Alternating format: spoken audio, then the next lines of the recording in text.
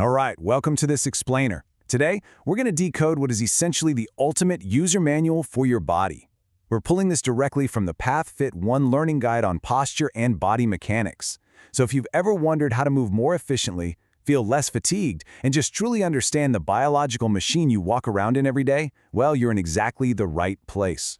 But before we do anything else, I actually want you to check in with your own body right this very second.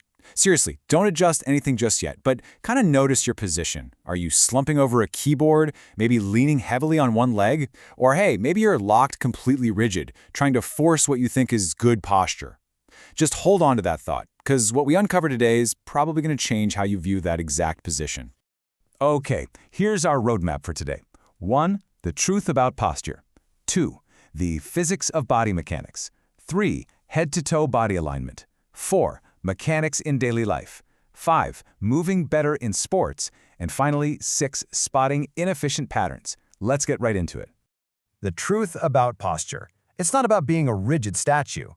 We absolutely have to start by busting a massive myth right out of the gate. Efficient posture does not mean forcing your body into a perfectly straight, stiff line like a soldier at attention. Actually, proper posture is fundamentally about organizing your body appropriately for a specific task. It's about maintaining balance, stability, and control without using unnecessary muscular effort. It's highly adaptable. Your body is constantly making these tiny dynamic adjustments to gravity and your environment. So, the real key here is understanding the difference between static and dynamic posture. Static posture is your alignment when you're relatively still, sitting at your desk or standing in line at the grocery store. But dynamic posture, that's your alignment and control while you're actively moving. And what the source material really hits hard is that these two are deeply connected. Even a rock-solid static foundation requires constant dynamic adjustments the very split second you begin to walk, bend, or jump. Section 2. Physics of body mechanics, the invisible forces acting on you. To truly get how to use this biological machine, we have to look at the underlying mechanics. Think of your body kind of like a dynamic building.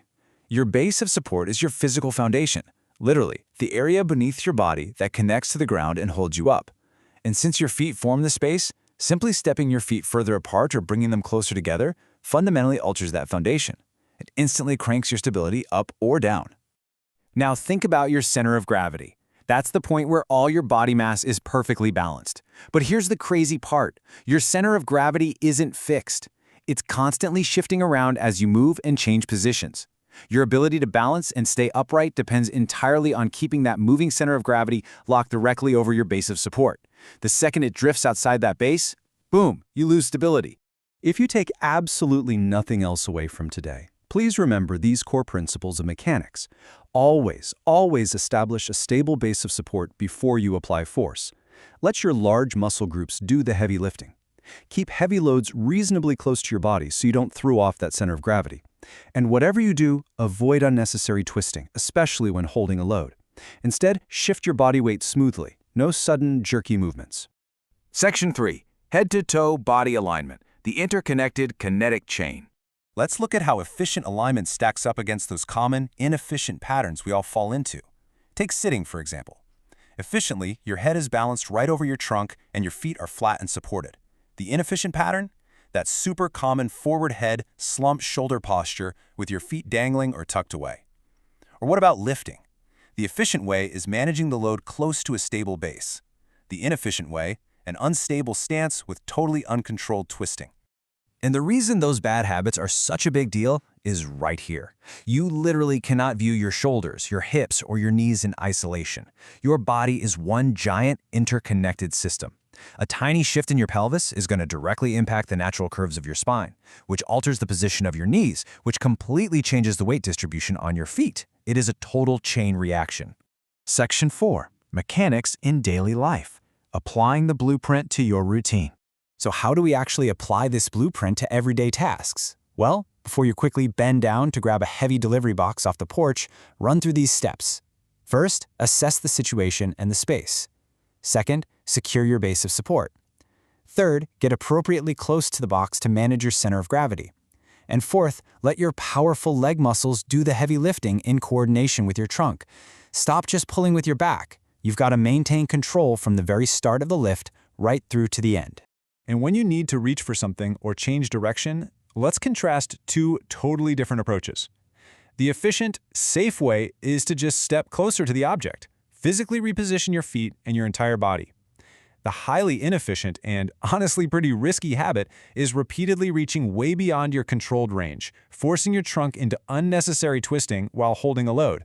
Seriously, just move your feet. Okay, so we know how to sit and lift boxes efficiently now. But what happens when we introduce speed, repetition, and way higher forces? Do the fundamental physics of your body magically change when you step onto a basketball court or a running track? Section 5. Moving better in sports. Managing higher forces safely.